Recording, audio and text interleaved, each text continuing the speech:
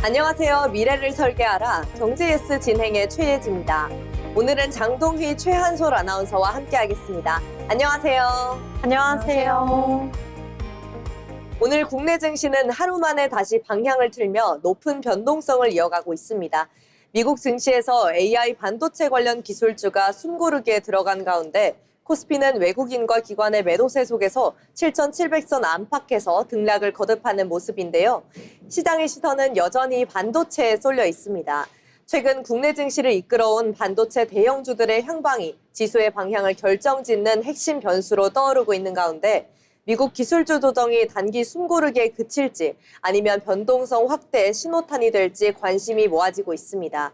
여기에 외국인의 매도 기조와 개인 투자자들의 저가 매수세가 팽팽하게 맞서면서 시장의 줄다리기도 이어지고 있는데요. 우리 증시가 조정 이후 다시 반등의 동력을 찾을 수 있을지, 그리고 반도체 중심의 랠리가 이어질 수 있을지 주목해 보겠습니다. 자, 그럼 먼저 뉴욕 증시부터 살펴보겠습니다. 장동희 아나운서가 준비했습니다. 네, 먼저 첫 번째 소식입니다. 미국 유통시장의 양대 산맥인 월마트와 타겟이 엇갈린 실적을 발표한 가운데 미국 유통업체들이 일제히 대대적인 가격 인하 경쟁에 돌입했습니다. 현지 시간 9일 미 경제 매체들에 따르면 고물가 장기화로 인해 미국 소비자들의 지갑이 다치기 시작하자 마트들이 생필품과 식음료 가격을 줄줄이 내리는 이른바 할인 전쟁을 벌이고 있습니다. 가성비를 앞세운 월마트는 초저가 자체 브랜드 상품의 매출 확대로 선방한 반면 타겟은 예상치 밑도는 어닝 쇼크를 기록하며 고전을 면치 못했는데요. 이에 따라 유통업체들은 수천 개 품목의 가격을 내리며 생존 경쟁에 나섰습니다. 전문가들은 이를 두고 미국 내수 경기의 기둥인 소비 둔화가 본격화되고 있다는 강력한 경고 등이라며 미국 실물 경제가 서서히 침체 국면에 진입하고 있음을 보여주는 증거라고 말했습니다. 두 번째 소식입니다. 미국과 중국의 무역 갈등이 다시 고조되고 있습니다. 미국 정부가 공언했던 중국산 핵심 청정에너지 제품에 대한 관세 폭탄 조치가 본격적인 발효 단계에 돌입했습니다. 이번 조치는 글로벌 공급망의 판도를 뒤흔들 만큼 강력했는데요. 미국 정부는 중국산 전기차에 무려 100%, 태양광 전지의 50%의 고율 관세를 부과하게 됩니다. 미국 시장 내에서 중국산 저가 친환경 제품의 독점을 막고 자국 제조업을 보호하겠다는 강력한 의지로 풀이되는데요. 이에 대해 중국 상무부는 미국의 무역 보호주의 조치를 강력하게 규탄하며 자국 기업의 이익을 지키기 위해 모든 필요한 맞불 보복 조치를 예고하고 나섰습니다. 글로벌 시장에서는 이번 관세 폭탄이 가뜩이나 불안정한 글로벌 공급망에 또다시 긴장감을 불어넣고 있으며 단기적으로 뉴욕 증시 내 친환경 및 전기차 섹터의 변동성을 키울 수 있다고 내다봤습니다. 마지막 소식입니다. 여름 휴가철 전성기를 앞두고 미국 주요 항공사들이 위탁 수화물 요금을 잇따라 인상하며 여행객들의 부담이 커지고 있습니다. 주요 외신에 따르면 유나이티드 항공, 아메리칸 항공, 제트블루 등 미국의 대형 항공사들이 비용 상승과 수익성 방어를 이유로 붙이는 짐에 대한 추가 요금을 줄줄이 올렸는데요. 기본 수화물은 물론이고 세 번째 위탁 수화물의 경우 한 번에 $50까지 인상하는 조치를 감행하고 있습니다. 이는 최근 지정학적 리스크로 인해 국제 유가와 항공유 가격이 급등한 데 따른 불가피한 선택으로 이어집니다. 시장 분석가들은 올여름 역대급 여행 수요가 몰리는 가운데 항공사들의 이러한 기습적인 추가 요금 인상이 미국의 서비스업 물가를 다시 자극할 수 있으며 소비자들의 실질적인 여행 경제 체감을 크게 가중시킬 것이라고 우려하고 있습니다. 지금까지 미국 이슈 브리핑 시간이었습니다. 네, 미국 유통업계는 소비 위축에 대응하기 위해 대규모 할인 경쟁에 나섰고 미중 간에는 전기차 100%, 태양광 전지 50% 관세를 둘러싼 무역 갈등이 다시 격화되고 있는데요. 여기에 미국 항공사들까지 수화물 요금을 인상하며 소비자들의 체감 부담은 더욱 커지고 있습니다. 결국 미국 경제가 견조한 소비를 이어갈 수 있을지, 그리고 높아진 비용 압박이 글로벌 경기의 새로운 변수로 떠오를지 지켜볼 필요가 있겠습니다. 이어서 우리 시장에서 주목해 볼 만한 뉴스들도 체크해 봐야겠죠? 최한솔 아나운서가 준비했습니다. 네, 먼저 첫 번째 소식입니다. 현대 엘리베이터의 고배당 정책이 앞으로도 이어질 것이란 전망이 나오고 있습니다. 그동안 시장에서는 현대엘리베이터의 주주 환원 강화 배경으로 재무적 투자자 HNQ를 꼽아왔는데요. 최근 현대그룹이 HNQ가 보유하던 상환전환 우선주와 전환사채에 대한 콜옵션을 행사하면서 양측의 동행이 마무리됐습니다. 이에 따라 고배당 기조에도 변화가 생기는 것 아니냐는 관측이 제기됐지만 시장에서는 오히려 배당 정책이 유지될 가능성에 무게를 싣고 있습니다. 현대엘리베이터는 올해 신규 주주 환원 정책을 통해 경상이익의 50% 이상을 현금 배당하고 일회성 이익의 50% 이상도 주주 환원에 활용하겠다고 밝혔는데요. 특히 최저 배당금을 기존 주당 500원 수준에서 연간 2,500원으로 대폭 높이며 배당 안정성을 강화했습니다. 여기에 현대무백스 전무가 현대엘리베이터 지분을 3%까지 확대하면서 오너 일가의 현금 수요와 맞물려 배당의 중요성이 더욱 커졌다는 분석도 나오고 있습니다. 또 지난해 연지동 사업과 현대무백스 지분 매각으로 발생한 일회성 이익을 바탕으로 약 3천억 원 규모의 특별 배당 가능성도 거론되고 있는데요. 결국 현대엘리베이터의 고배당 정책은 단순한 주주 친화 전략을 넘어 향후 현대그룹의 지배 구조와 승계 구도까지 엿볼 수 있는 핵심 변수로 주목받고 있습니다. 다음 소식입니다. 정부가 최근 산업계 최대 화두로 떠오른 영업이익 연동 성과급의 제동을 걸 전망입니다. 삼성전자와 SK하이닉스가 연간 영업이익의 약 10%를 성과급 재원으로 활용하기로 노사 합의를 이룬 이후 자동차와 조선, IT업계까지 비슷한 요구가 확산되고 있는데요. 이에 정부는 노사가 영업이익의 일정 비율을 성과급으로 지급하기로 합의하더라도 반드시 주주총회 승인을 거치도록 의무화하는 방안을 검토하고 있는 것으로 알려졌습니다. 정부는 기업의 이익이 임직원뿐 아니라 투자 위험을 감수한 주주의 몫이기도 한 만큼 과도한 성과급 지급으로 인한 주주 가치 훼손을 방지하는 최소한의 안전장치가 필요하다는 입장입니다.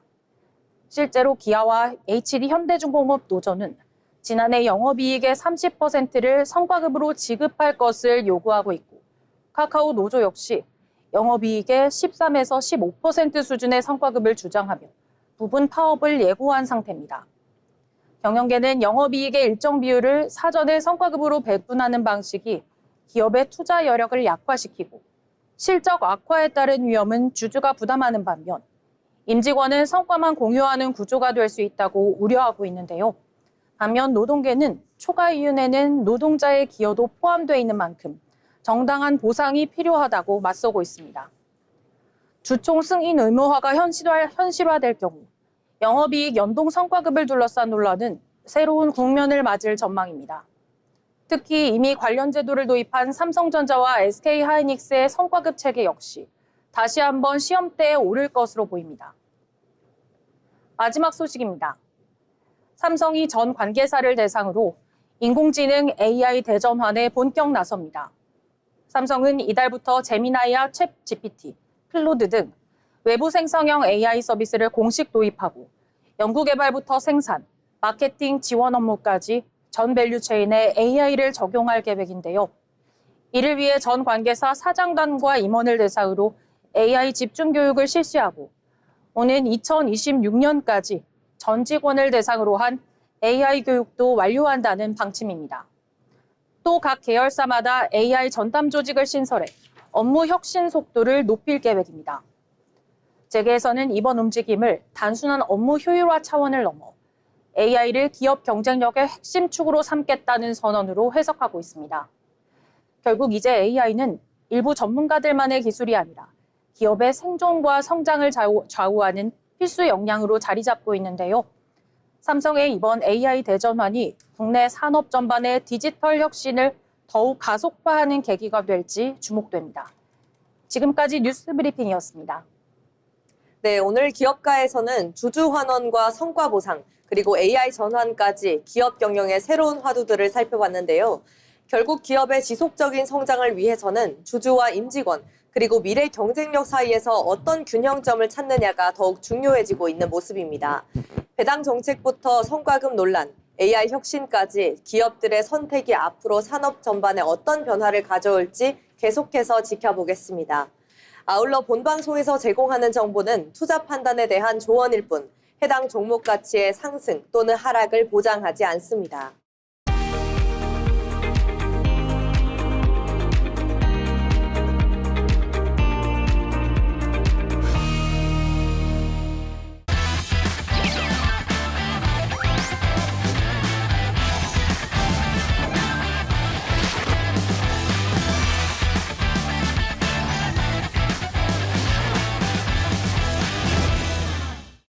네, 이번 시간은 부자가 되고 싶은 아나운서들이 모여 주식과 경제 이야기 나눠보는 돈의 맛 시간입니다.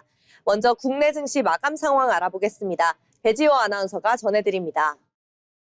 오늘장 마감 시황 살펴보겠습니다. 미국의 소비자 발표 지수 또 오라클의 실적 공개를 앞두고 변동성이 더욱 커진 모습이었는데요. 우리 증시는 어제보다도 추가 하락세를 이어갔습니다. 자세한 마감 시황 살펴보겠습니다. 먼저 지수 살펴보시면 코스피에서는 오늘 장중 한때 7,600선이 깨지기도 했는데요. 반면 마감쯤에는 다시 반등하며 7,700선까지 낙폭을 키웠습니다. 전거래일 대비 4.52% 하락한 7,730.82의 거래를 마쳤고요. 이어서 코스닥도 함께 하락세 보이면서 전날보다 1.67% 떨어진 951.61의 장을 마감했습니다. 이어서 수급 현황도 살펴보도록 하겠습니다. 코스피에서는 23거래일 연속 외국인의 매도세가 두드러졌는데요. 외국인과 기관이 동반 매수세 보이면서 현재 2조억 원 넘게 각각 순매도하는 흐름 보여줬습니다.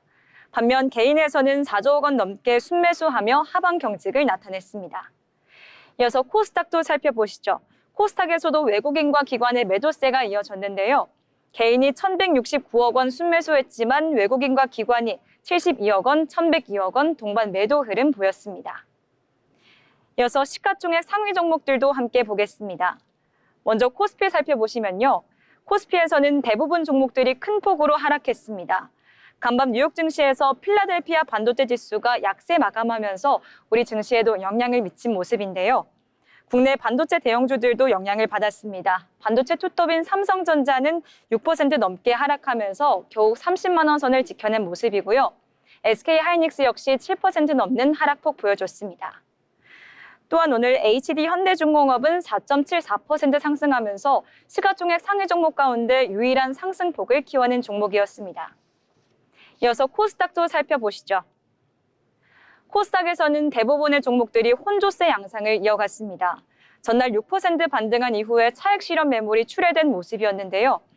오늘 알테오젠, 에코프로-VM, 또 에코프로 등 대부분의 종목들이 하락했고요. 항암제 임상 가속성인 가속화에 대한 기대감으로 브로노이는 6.17% 오르기도 했습니다. 오늘은 중동 전쟁 불안감, 또 미국의 반도체 지수 하락 등 여러 가지 이슈가 맞물린 하루였습니다. 여전히 변동성이 큰 장인데요. 우리 프로그램과 함께하면서 올바른 투자 전략 잘 세워보시기 바랍니다. 지금까지 마감 시황이었습니다.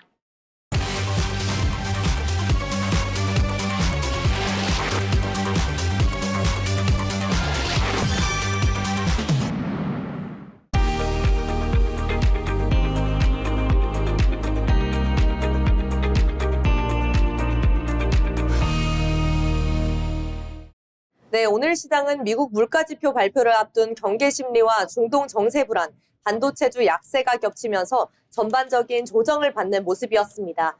다만 변동성이 큰 장세일수록 단기 등락에 흔들리기보다는 기업의 본질적인 가치와 투자 원칙을 점검하는 자세가 중요한데요. 불안 속에서도 기회를 찾는 냉정한 시선이 필요한 시점인 것 같습니다. 그럼 오늘 장에서 어떤 종목들이 주목받았는지도 살펴봐야겠죠? 먼저 최한솔 아나운서 어떤 종목 준비하셨을까요? 네, 오늘 소개해드릴 특징주는 화신전공입니다.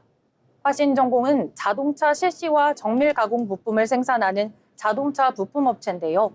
현대차와 기아, 현대모비스 등을 주요 고객사로 두고 있습니다. 최근 시장에서는 정의선 현대차 그룹 회장이 미국 로봇 기업인 보스턴 다이내믹스를 방문했다는 소식이 전해지면서 관련 그룹주와 부품주들로 매수세가 확산됐는데요. 화신전공 역시 현대차 그룹 공급망에 속한 종목이라는 점이 부각되며 강한 수급이 유입됐습니다. 여기에 올해 초 발표된 실적도 긍정적입니다. 지난해 영업이익이 전년 대비 700% 넘게 증가하면서 실적 개선 기대감이 이어지고 있는 상황입니다. 특히 이번 주 들어서는 6월 9일 상한가에 이어 오늘도 다시 상한가를 기록하며 이틀 연속 가격 제한폭까지 올랐는데요. 6월 9일 종가 3,410원에서 오늘 4,430원으로 올라 단 이틀 만에 약 30% 가까운 추가 상승세를 보였습니다. 이와 같은 소식에 화신전공 차트 한번 살펴보겠습니다. 시가 3,595원에서 시작해 장중 고가 4,330원에 그대로 마감했습니다. 지난 5월 말 2,000원 안팎에서 움직이던 주가가 최근 거래량이 급증하면서 단기간에 두 차례 연속 상한가를 기록했습니다. 단기 상승폭이 상당히 커진 만큼 향후에는 거래량이 유지되는지 그리고 차익 실현 매물이 얼마나 나오는지가 주가의 추가 방향성을 결정할 것으로 보입니다. 지금까지 특징주 화신전공이었습니다. 네, 화신전공 알아봤습니다. 다음으로 소개해드릴 특징주 한화 에어로스페이스입니다. 중동 지역의 긴장감이 다시 고조되면서 국내 방산주가 강세를 보이고 있는데요. 미국과 이란 간 군사적 충돌이 재차 격화됐다는 소식이 전해지자 대표 방산주인 한화 에어로스페이스에서도 매수세가 몰리며 이틀 연속 상승세를 이어가고 있습니다. 최근 대전 사업장 폭발 사고로 투자 심리가 위축됐던 만큼 시장의 우려도 있었지만 지정학적 리스크가 확대에 따른 방산 수요 증가 기대가 이를 상쇄하는 모습입니다. 미국 CNN에 따르면 이란 혁명 수비대는 영내 미국 목표물을 향해 미사일과 드론을 발사했다고 밝혔는데요. 이는 앞서 미군이 이란을 공습한 데 대한 보복 조치로 알려졌습니다. 도널드 트럼프 미국 대통령 역시 추가 대응 가능성을 시사하면서 중동 정세의 불확실성은 더욱 커지는 모습입니다.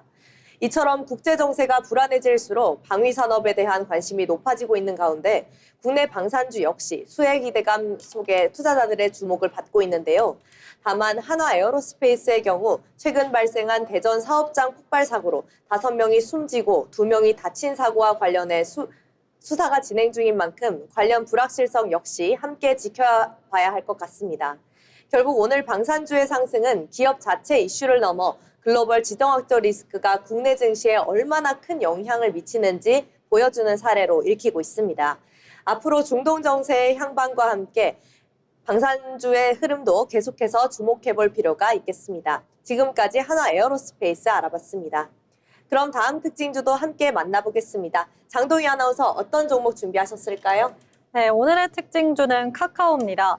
카카오가 창사 이래 처음으로 진행된 노동조합 파업이라는 악재 속에 연초 대비 36%가 넘는 급락세를 보였습니다. 시장의 우려를 더 키우고 있는데요. 이번 파업은 카카오 본사를 비롯해 주요 계열사들이 참여한 가운데 성과금 및 보상체계에 대한 노사 간 입장 차이를 좁히지 못하면서 창사 후 첫 파업이라는 초유의 사태로 벌어졌습니다. 시장은 카카오가 역대 최대 수준인 영업이익을 기록하고 있음에도 인공지능 사업의 가시적인 성과가 아직 나타나지 않은 점에 주목하고 있습니다. 여기에 조직 개편 이슈까지 겹치면서 투자 심리가 크게 위축된 상황입니다. 결국 이번 파업은 카카오의 주가 부진이 단기적 이슈를 넘어 경영 전반의 불확실성으로 확신되고 있음을 보여준 사례로 평가받습니다. 그럼 여기서 오늘 하루 차트 함께 보시겠습니다. 오늘 카카오는 전거래일 대비 하락 출발하며 약세를 보였습니다. 장 초반부터 매수세가 유입되면서 주가는 점차 하락폭을 키웠고 장중 한때 37,400원까지 밀리며 1년 내 최저가를 기록하게 됐습니다. 이후 마감 직전 소폭 반등하며 37,950원에 거래를 마쳤습니다. 특히 장 초반부터 거래량이 실리며 투자자들의 불안 심리가 집중되는 모습이었는데요. 오늘 거래량은 약 338만 주를 기록하며 시장에 높은 관심을 입증했습니다. 앞으로의 노사 갈등 봉합 여부와 AI 사업에서의 구체적인 성과 도출이 주가 반등의 열쇠가 될 것으로 보입니다. 지금까지 특징주 카카오였습니다. 네, 이렇게 오늘의 특징주까지 살펴봤습니다. 저희가 전해드리는 내용들 참고하셔서 투자 포트폴리오 구상해보시면 좋겠습니다.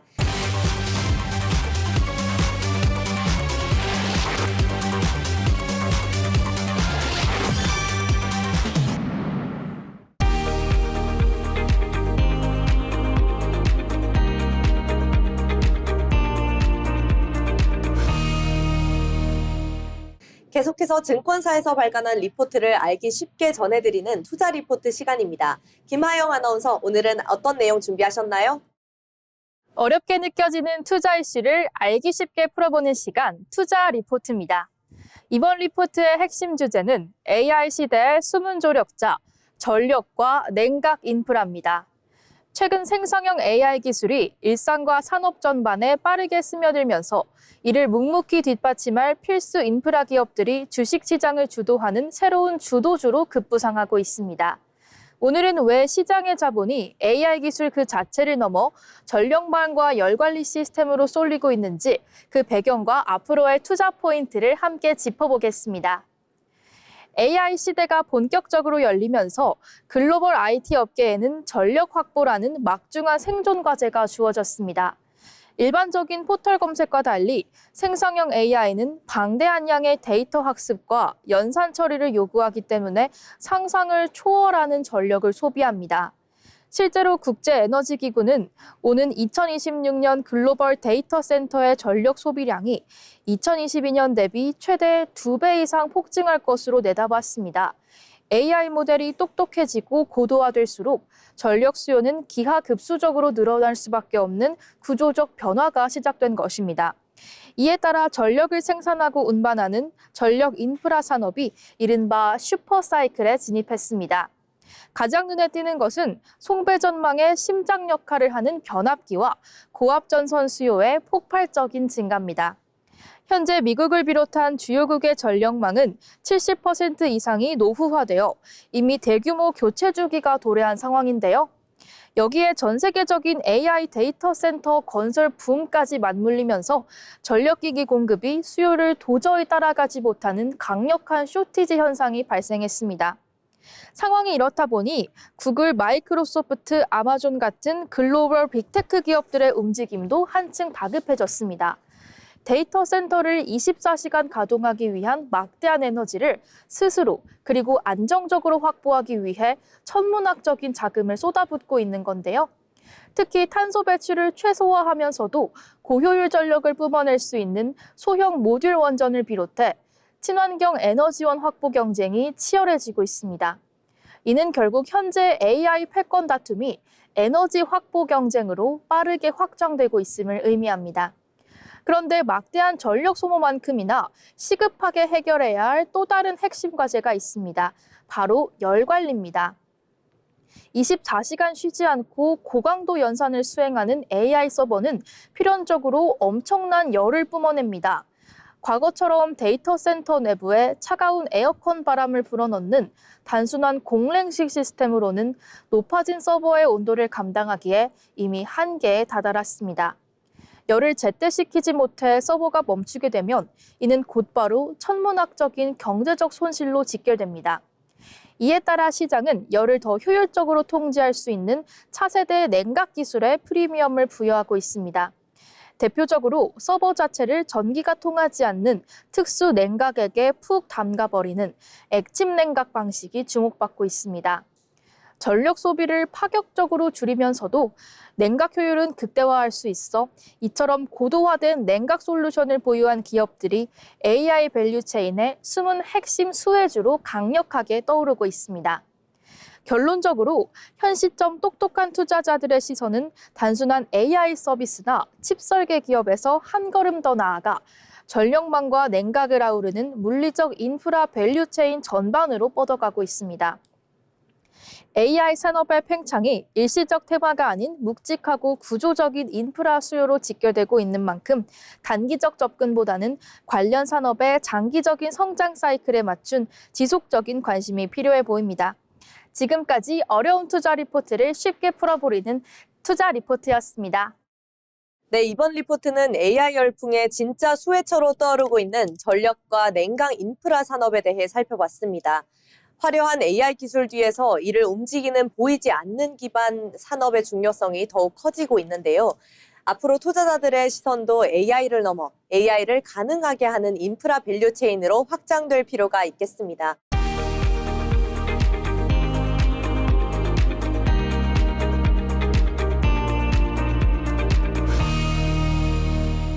내일 날씨 전해드리겠습니다. 6월의 햇살이 점점 짙어지는 가운데 오늘은 초여름 날씨를 만끽하기 좋겠습니다.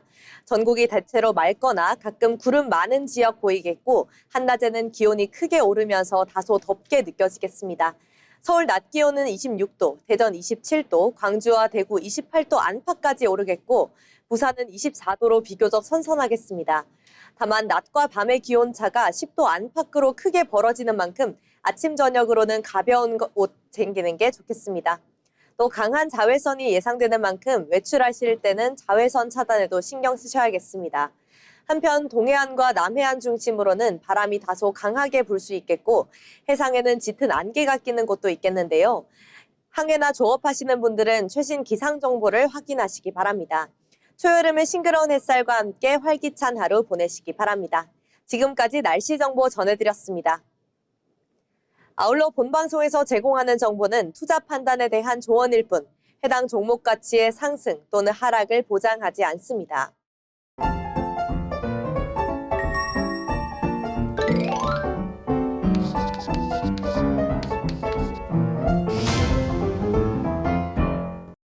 오늘 방송 벌써 마칠 시간이 됐는데요. 여전히 반도체에 시선이 쏠려 있는 시장에서 최근 국내 증시를 이끌어온 반도체 대형주들의 향방이 지수의 방향을 결정짓는 핵심 변수로 떠오르고 있습니다. 미국 기술주 조정이 변동성 확대를 불러올 수 있을지 관심을 가져보시면 좋겠습니다. 우리 증시가 조정 이후 다시 반등의 동력을 찾을 수 있을지, 그리고 반도체 중심의 랠리가 이어질 수 있을지도 주목해 보시면 좋을 것 같습니다. 그럼 오늘 시장을 한 줄로 요약해 보도록 하겠습니다. 먼저 동희 아나운서 오늘장 어떻게 보셨나요? 네, 오늘 우리 시장은 숨고르기를 거치며 에너지를 재충전하는 시간이었습니다. 변동성은 크지만 건강한 조정 이후 시장이 다시 활기차게 반등할 것으로 기대해 봅니다. 튼튼한 기초 체력을 갖춘 기업들을 중심으로 시장의 흐름이 다시금 긍정적으로 변화하길 응원하겠습니다. 네, 한솔 아나운서는 어떻게 보셨나요? 네, 오늘장은 조용한 지수 뒤에서 뜨거운 종목 장세가 펼쳐졌다고 정리해 볼 수 있겠습니다. 네, 지수의 움직임은 제한적이었지만 시장 곳곳에서는 뚜렷한 수익 기회가 나타난 하루였는데요. 네, 그만큼 종목 선택의 중요성이 더욱 부각된 장이었습니다. 내일은 또 어떤 종목이 시장의 주인공으로 떠오를지 주목해 보겠습니다. 네, 저는 오늘 증시는 롤러코스터가 아니라 바이킹에 가까웠다라고 정리하겠습니다. 반도체라는 거대한 파도를 타고 오르내리며 투자자들의 심장을 쥐락펴락한 하루였습니다. 오늘 방송은 여기서 마치겠습니다. 시청해주신 여러분 고맙습니다.